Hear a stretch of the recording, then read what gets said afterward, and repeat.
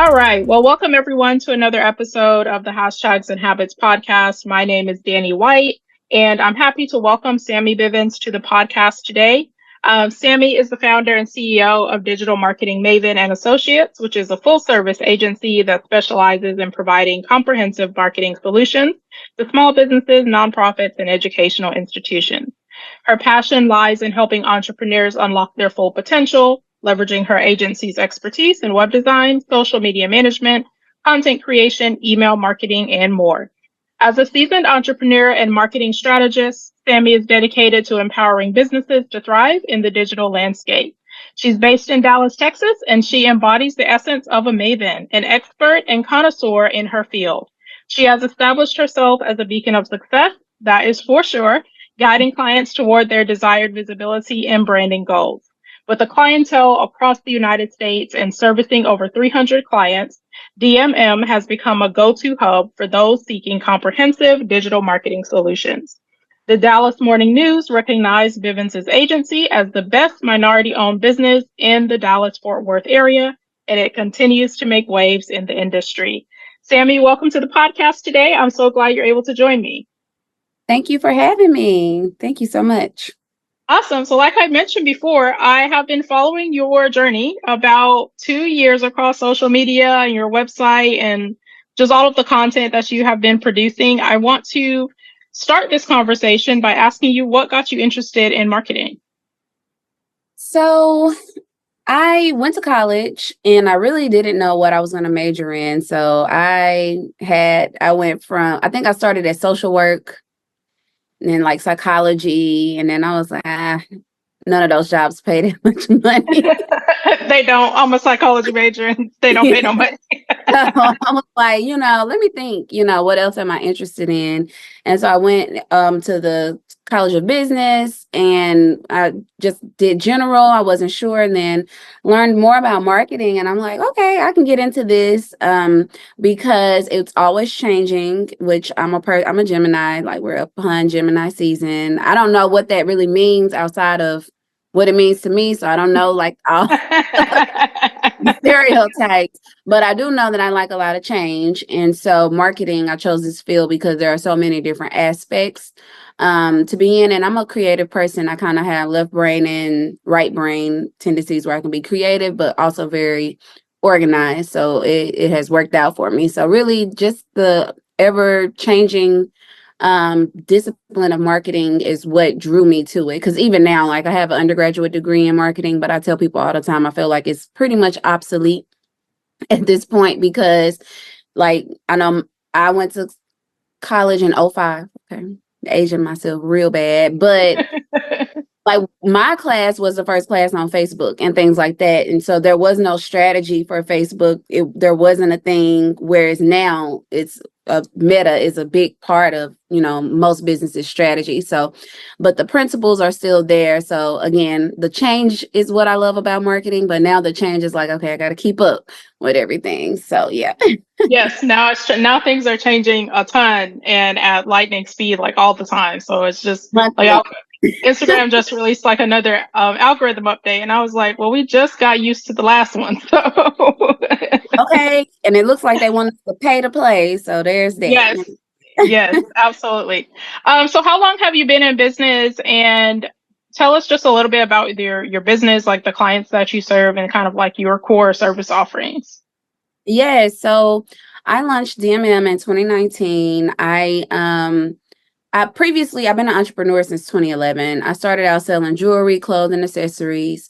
After I graduated from college, I couldn't find a job in my field of marketing. I was living in Arkansas at the time. So that's really how I got started on the path of entrepreneurship. I wanted to create a business for extra money, something to do, but also as a way to let companies know that I had the skills for marketing and they should hire me, basically. And so flash forward to 2019, people had always asked me to help them, or like just knowing that I was working. I did eventually get a job in marketing and corporate. My last job was a marketing manager for a global ed tech company. So Okay. By the time I was doing that work and running my business, people would just always ask me to help them.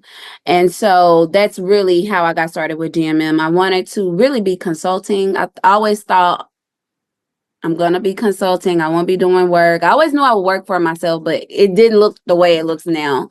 Yeah. So I tried to start consulting and then realized small business owners needed more than just someone telling them what to do. So that's kind of how the agency formed. So from there, I would try to refer out, okay, go get a logo here, but then, you have no control over the quality of what they're getting, if they're getting the right thing. So that's how my services have just continued to grow. It started out with just consulting, then just websites. Now we're doing branding, copywriting, and things like that. And all of that is to make sure the clients have the best experience in regards to what we give them. But if someone else is doing the writing, someone else is doing this design, it may not line up. So we offer web design from brand new websites. We work on all platforms from WordPress to Wix to Shopify to Squarespace. Those are our preferred, depending on the brand's business and then business model, excuse me. And then we do content creation, social media management, email marketing. It really just depends on what the clients need. Like we help with events, all types of things. And I think you said, who are my clients? No. Don't give that. Don't give Okay, that. I'm like, who am I? No, but you have serviced like a whole lot of clients, and I think what I want you to kind of like dive into is what are some of the misconceptions or like things that you see amongst your clients where they're not understanding the full picture of marketing and what marketing can do for them or what the work that it entails. Well, that's I that's know that's that's like a loaded question. deep. That's deep. Okay, that's deep. Yeah. Because there's a lot of misconceptions when it comes to marketing. And I think the number one misconception is marketing equals sales. That's not true. You should have a marketing strategy and a sales strategy. They should be cohesive. They should work together and support each other. But your marketing, because marketing is so many things, right? Like Mm-hmm. sales is a part of it, but that's not the end all be all. So you can have great branding and a great brand identity. That's a part of marketing. But if you don't have a sales strategy or a way to get in front of your clients after you have that website, then you just have a website. So Yeah. I Yeah. think sometimes that's a huge misconception that I'm investing in my branding, so that's going to automatically get sales. It helps, but that's not the automatic thing. You need to have a strategy. So that's the number one misconception. Got it. So how do you get people from just focused on marketing to getting into sales and being focused on the actual revenue side of their business? Right. Well, I think they're focused on it. I just don't think they're always thinking about it in the right way, in regards to how they're getting in front of their clientele. So what I will say is, number one, when you work with us, it's not just making everything look good automatically. That's just not how we work. It is going to look good, but we also focus a lot on conversion. So when we build a website, so if you come to me and you say, well, these are my services or these are my products, I need a website. Okay, we're going to ask deeper questions like, okay, for this service, who does it serve? What are they getting? How do they get started? So we talk through their process and then helping them to build value around those services and those products. And that way we help them talk about their business model and how they're going to be servicing their products. So maybe they may say, or servicing their clients. So maybe they may say, well, my service is I sell, I'm trying to think. I'm a business operations person. Okay, what does that mean? So just helping Yeah. helping the language so people understand what that means and what all they're getting. And I think that helps with sales. And then also talking about, okay, what is your strategy? How do you plan to get in front of people? That's not depending on how we work together, that's not always a part of what we're contracted to do. But I do offer strategy sessions and things like that so that if clients want help building their strategy, we can assist them. I at least tell them about it though, but not everybody takes that extra step, but it is highly recommended. Gotcha. How do you get from the strategy piece to actual implementation of the thing that they need to do? So let's say that I'm a small business owner and I have a great idea, but I haven't formalized a process. I don't really have a formula operationally how I'm going to work with my clients. How do you make the marketing match up to like the customer service operations piece? Because that is a challenge that I run into with a number of clients. Like, okay, you have this great, beautiful like website and all of that, but the back end is not what it's supposed to be.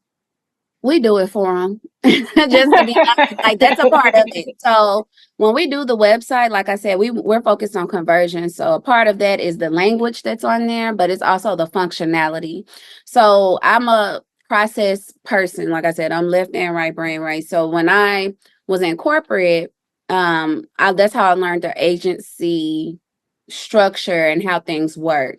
And so basically, we worked with colleges and universities to help them market their brands online. So I was doing really the exact same work, just at a deeper level with those partners, because of course they have big budgets. I mean, we're spending millions of dollars on advertising, you know what I mean? So it's a lot Hmm. different.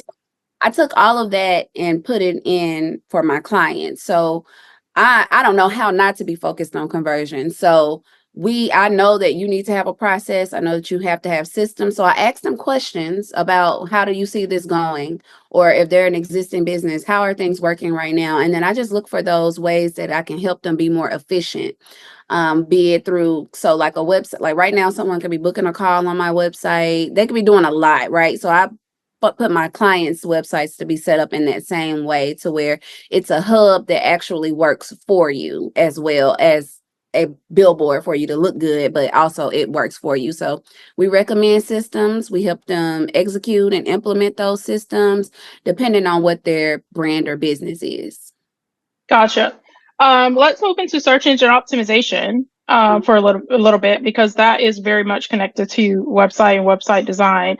Um, a lot of small business owners don't know what search engine optimization is or how effective it can be when it's done properly. What are some of the, I guess, tactics or ways that you go about explaining and implementing proper SEO for people to be able to organically find their information?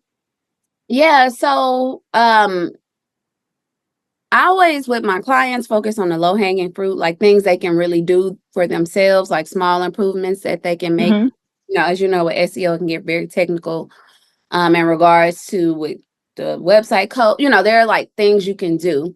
But for small business owners, I always tell them, number one, I always reference moz.com, moz.com. Like that's a Mm-hmm. place you can go. They will train you everything you need to know about SEO.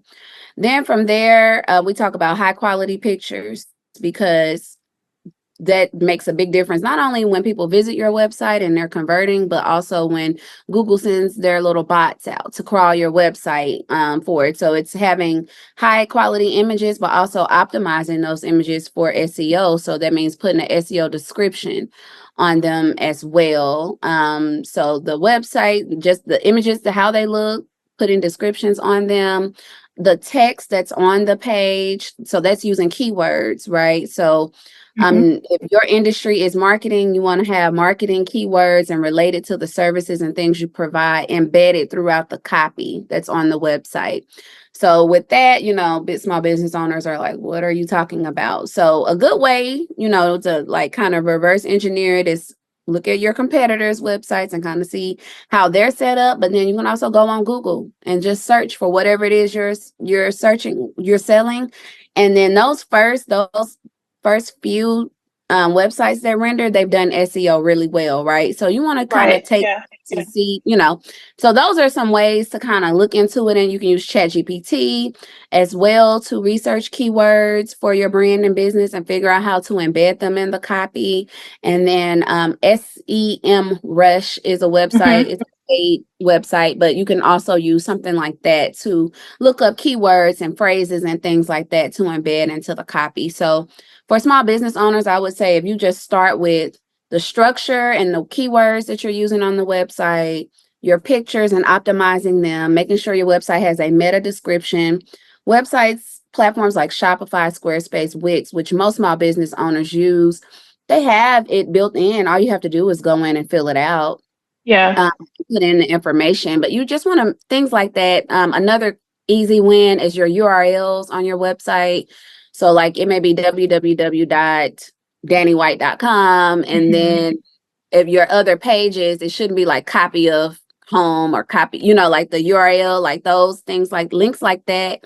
Those things matter. Like I could go on and on about that, but I would say those are some quick and easy wins that small business owners could implement and start working and building their SEO strategy from there. Cool, cool. I just worked on a website today that was in Wix, and all their pages were a copy of the previous page. Yeah, because it's one of those things that people overlook. You don't think about it because you're like, let me just get it done. But those small things matter. And I want to say one other thing about SEO. If you can master your SEO for your website, it will serve you well on social media platforms as well, because Instagram, TikTok, the latest update I feel like on Instagram now has AI features in as well. So, but if you know your keywords and things like that, it will help you to get in front of your audiences there as well. Like when you write your captions and create your content for social media platforms as well. So SEO is no longer like just for websites. It's like making Yeah, sure your keywords are optimized on all platforms. for sure. Absolutely. So you mentioned AI, ChatGPT a couple of times. I know AI is like a really big deal for a lot of people. Like it's saving people time, but then some people are afraid of it. Like, how do you use AI in your business? Like, what tools do you recommend? Oh, girl, let me tell you. How I feel like I am a AI master at this point, okay? Because I'm using it for everything, period. I will say for the most part, like when it comes to tools, I'm using just the OpenAI ChatGPT um, for a lot of things. And I've recently upgraded to the paid version that has lots of different plugins and different features that you can use. And so I'm exploring that in that way. And then, of course, Canva has AI features built in, so you can use it to create designs and things like that. And then other AI features that I use, like I use Loom a lot for videos and things like that, for instructional videos for my team, as well as for clients. And so I've been enjoying the AI features there because it will do a summary and just all kind of things for me to help us become more efficient. So for me, I've used it for like research purposes. Gotta fact check because I've seen that it will get creative. So you gotta make sure you fact checking. But I've used it for research. I've used it to help create marketing plans and things like that. For myself and for some clients, we're using it to, it's just like literally everything. I've been lately using it to apply for grants and things Okay. like that. And when I say I feel like I won one recently, if I win a couple more, and then I'm gonna say it's the AI. Like if my stats improve, like how more I'm winning, then I'll know it's got to be the AI, that's helping me to improve it. So basically, even in general, like follow-up emails and things like that to clients, I may type what I want to say and then put it in ChatGPT and let it refine Finish it. it. Sounds more professional, so it's Yeah. just things that help me become more efficient and proficient. I don't think AI is anything to be afraid of. I definitely think it's something that we all should be embracing right now, because I've looked at trends. I wish I had some stats to pull up right now, but I've looked at the trends of like where we're going, and like those skills are going to be great for you as a business owner, also helping you to be more employable in the workforce as well, because I don't think it will replace all jobs and all people. It's not possible, right? But those who learn the skills, I do feel like they will stand out. And, if there are cuts to be made, you will likely, you'll have more of a well-rounded offering, to bring Yeah. to the company to keep you around is what I think. That's my prediction. But I love AI. Chat GPT, AI and all. For sure. Yeah. I think one of the things that has helped a few people is learning how to do prompt engineering in AI in the different platforms and making it make sense for different industries. So that has definitely is something that if you can learn prompt engineering, I feel like you can make progress. Even if you feel like you might lose your job, you will quickly find another one. Exactly. Then you can use it to apply for some, like get these application answers, right? Exactly. Exactly. So one of the things I feel like you do well is like partnering with other businesses, even if it's to do their marketing or just partnering with them in general, And also the grant application process is something I want to talk about towards the end. But partnerships, like how do you go about identifying businesses or individuals to be good partners? You know, I don't know that I wish I had a better answer for this because I don't know that I'm all that like laser focused on it. It's all happened very organically. Okay. I would say even with getting clients, it really happens very organically. I don't really I want to start marketing myself more in regards to being more.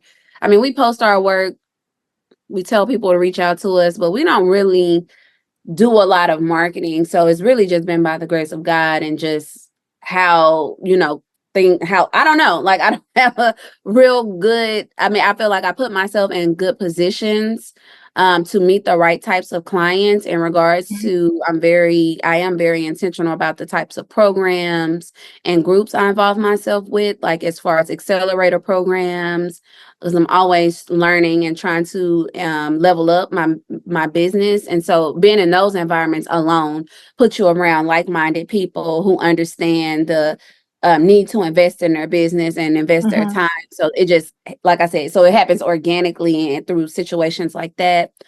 Just by me trying to better myself and being focused on growing my business. That's really how a lot of it has happened. And then I have clients who then become partners because that that is what I'm trying to build. Like I don't want it to be like you come, you pay for something, you get it, and I never hear from you again. Like that's Right. kind of hurtful. Like we want to stay connected, we want to partner together, and I really feel Yeah. like that's how you go next level. Like you don't go next level by yourself.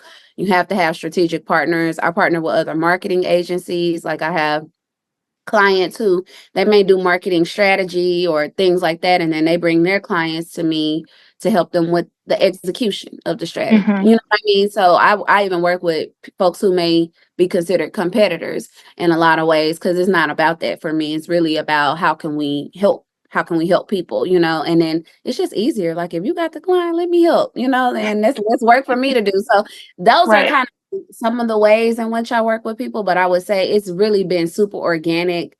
Um, the partnerships forming, but it's been through my intentionality of putting myself in the right positions and in the right Mhm. room. That's how it happens. That's good to know because that is also how a lot of my clients have come to me. Like I haven't really preached what I actually do for myself. You don't So have that and to. that's so yeah, I've tried to this year try to formalize like, okay, these are some things that you can do to reach out to people or make sure that you're getting the right clients and you have a steady pipeline and all of those things. And it's always good to hear from other people who are in marketing or who own agencies. What is your process for going about doing that? Um, you mentioned that it's organic, but maintaining those relationships over time, I feel, is where like the true work comes in. Like, how do you go about maintaining those relationships? Like, are there are you meeting regularly, or are you kind of like doing a lunch and learn? Like, what are those types of things that you do? So, number one, I think just doing good work. I think that's the number one thing is like being a good person and trying really hard to do great work. Like I think there may be hiccups, there are things that happen, you know what I mean? But I think at the end of the day, if you really are trying to do great work for people, I think they will do the marketing for you. They will refer folks to you.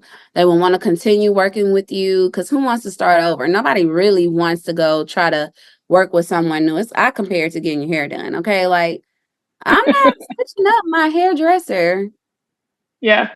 just because you already know what I like. We have a good working relationship, so I'm just gonna keep coming back. So I think great service is number one, right? And then I think beyond that, I wish that I had time to do more. I have a team, but we are still very busy and I still haven't gotten completely out of working in the business all the time versus because I feel like building relationships and stuff like that, I think that's a part Hmm. of working on the business and being strategic and growing it. So I do have goals to be more intentional about maintaining the relationships. But right now, it's really just about providing great service and being a resource, because I am a great resource for a lot of people in regards to if you need something, or you need a connection, or you need an introduction, you need a speaker for your event, you need a sponsor, so I think just tapping into my resources and being useful also helps to maintain those relationships. I don't think it's always about, well, what can you give me and I can give you this in return. It's more when you can help out, or you do see a way that you can be of service or help, that also I think builds goodwill and builds partnership, and makes people want to come back as well. Absolutely. Okay, so moving on to grants, because you and Soraya have this grant game down almost to a T, it seems. Trying. How Tell us about just tell us about the grant writing process, or just applying for grants in general. Like, how often do you do it? What's the formula, if there is one? And how can we get started in that process? Ooh, okay. Now, so the thing about it is, when I first started applying for grants and pitch competitions and stuff like that, I had no idea what I was doing. It was just luck. I feel really blessed even when I say it out loud, because some of the things early on I didn't know about. No one had taught me. I didn't see other people doing it for real. So I just was like, well, I see this. They're giving away money. I'll apply. And then Right. I messed around and got in a national competition with the UPS store and Inc. magazine and won third place. And it was my first time in a pitch competition, and like one of my first grant applications. So I know that was nothing but grace, right? So that's that. But the thing is, now I do have a strategy. So number one, I am on a lot of listservs for different companies or organizations who send out grants and via email or post them. So I'll name a couple. Mogul Millennial is a good one that posts a lot of grants. Skip Grants is a website that I get a lot of grant opportunities from. And who else is sending them out? Like Start Pivot Grow is a program that I went through, and she's always sending them out. So those are three of like a lot, but I'm on all those listservs. So I get them, I check out the requirements, I check out the due dates, and then I use a project management tool for the business. So I put everything it's called Asana. So I put them in there according to the due dates. And so I can remember to go back and apply. Cause that's the other part. Like, it doesn't matter if you know about them, if you forget to apply by the due To date. apply. Yeah, for sure. So I saved them, and then from early on, every single grant application I've ever filled out, I copied the question that they put in there, and I put it in a document, and then I paste my answer that I put in there. So now when I come across a grant application, the questions aren't all that different. They're typically around the same. So I just take my answers, tweak them, and then put them on the application. So that's how I've been tweaking them and learning them over time. But then beyond that, so that's like the strategy of getting it done. But then beyond that, like, you really have to know like the purpose of the grant. So if it's a grant about building capacity, meaning they want to see your company grow, so that's normally human capital or something like that, then your answers need to be around that. If it's about marketing, then your answers need to be, so it's about being specific when answering the questions, having a good use of funds, and then being able to really tell your brand story. And I will say, lately, I feel that I've been doing so much work on my business. I just recently redid my business plan and things like that. And when you are constantly working on your business, you get so much clarity, and the more clearer you are, the better you can communicate it. And I really feel like the more likely you will be to win those grants, because they want to give the money to viable, growing businesses. They don't want to give it to someone who's on that application talking about, well, I need to pay my credit card bills, my water about to out. You seem like you may not be responsible with the money. You know what I mean? Yeah. So you have to know. Now, they're not checking for you most of the time. Now, I did have one grant where they wanted actual receipts, like send me these invoices you paid with the money, or we're not giving you the rest of it. So now that was different, but most of the time, you can apply. You should use it in the way that you're saying, but you can. They're not checking for exactly if you put it all every cent into this. You know what I mean? But on those applications, you do have to be very streamlined and clear about how you're using the funds and how it relates back to their project or why they're even giving the funds out, basically. Gotcha. Okay. That sounds like a lot of elements that need to be included, but with that documentation process that you have, it seems like becomes a little bit simpler over time. It's Um, let me say one. So I have a workshop. Soraya and I have a free workshop that you guys can check out, and we literally give away all the game. So like it should have been a paid workshop, but it's free. And then there's a worksheet in there that literally has my process in it. All the questions I've ever answered, they're in there. I also organize my folder because with grant applications, they may want a pitch deck. They may want different documentation, profit and loss, different things to verify your business. I have all that stuff in a folder. And so it really makes applying for the grants really, really fast when you're organized. So it does take some time, but I don't mean for this to sound overwhelming because it's really not that bad if you just have a structure. have a structure. Yeah, for sure. Where do we sign up for the webinar? So it's on my website. If you go to resources at digimarketingmaven.com, it's under Maven University, and then you will see the free workshop. And it's myself and two other young ladies, and we've won a lot of grant money and pitch money in between the three of us. So I think it's I'm finishing. I'm trying to learn this AI thing. Like I said, if I win a few more, then I'm going to do a part 2 on how to use AI. I just want to make sure it really is working before I try to promote it. I'm like one of those people. I need to test this out before I just jump out. But it's on my website. It's free. Even if you don't want the worksheet, just watch the video. It's totally worth it. Cool. I might need to watch that myself. Okay, well, we are right about at time. If you would like to share with us 2 to 3 minutes of your most valuable advice for business owners, something that we should think about or consider as we're going into the rest of 2024, it can be related to this topic or anything else that comes to mind. I feel like I've been given the same message over and over. So I'm going to continue with this message because it's very important and a very simple thing. It's not profound. It's not about to be like, oh my God, never heard that before.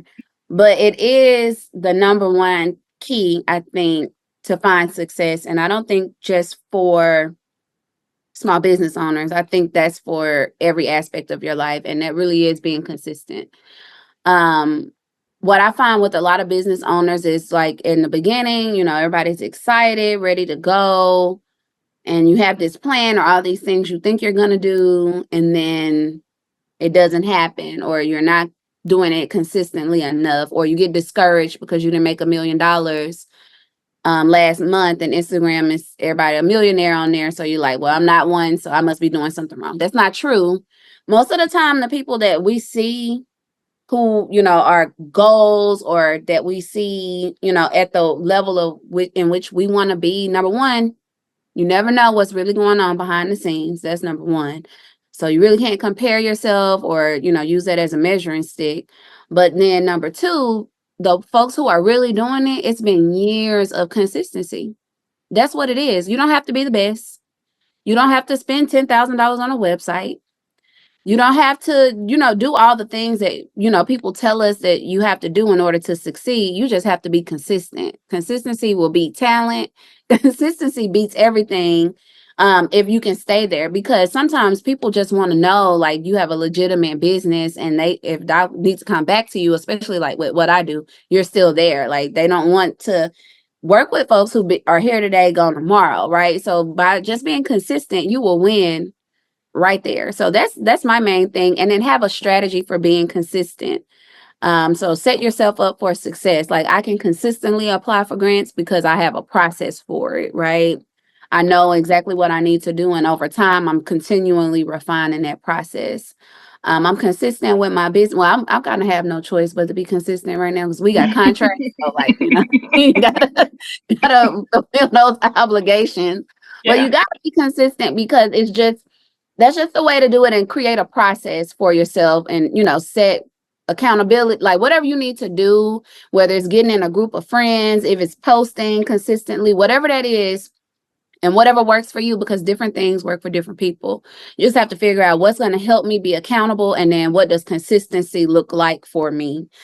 So my consistency level, maybe I can post 5 times a week. I can post 7 days a week. But yours may be, okay, that's cool. Well, I can do 3. Okay, well, just make sure you commit to those 3 days so that you don't fall off of people's radar. People don't forget about you, or when they're getting ready to make a purchasing decision, there's nothing that anyone has that's new under, like, you can't create. It's hard. Like, I don't know. I haven't seen anything brand new in a long time, right? So that means when people are making a purchasing decision, is more likely because of they've seen it consistently, or you've done a really good job of building the value into what you're offering. So no life-changing, well, it can be life-changing advice, but nothing super deep and profound. My number one thing is just be consistent. You can hire people, you can hire me, but if you're not consistent, it won't work. You can do all these things, but you just have to be consistent. Absolutely. Consistency is definitely something that we all need to learn. Like, it need to be taught in schools. It need to It be a really college does. course. Like, do what you say you're going to do. Like, stick to it. Doesn't matter what other people are doing. Like, do your thing consistently. Like, that is literally a lesson in and of itself. Where can people find out more about you, find out how to work with you, or just follow and be inspired by all of the work you're doing on social media? Yeah, so on social media, on all platforms, is DIGI Marketing Maven. And then my website is www.digimarketingmaven.com. To work with us, see our portfolio, check out our services, and we have a lot more coming. We do a lot of our work is custom designed work, but it's not always affordable for small businesses starting out. So we have some new and exciting things coming soon, that will be low cost, more affordable solutions as well. So stay tuned. And we also have free workshops, webinars, all kinds of things that are there, and more to come. So definitely connect with us. Awesome. Thank you so much, Sammi, for your time and for joining us today. This has been a great conversation. Thank you, everyone, for joining. We'll see you next Tuesday.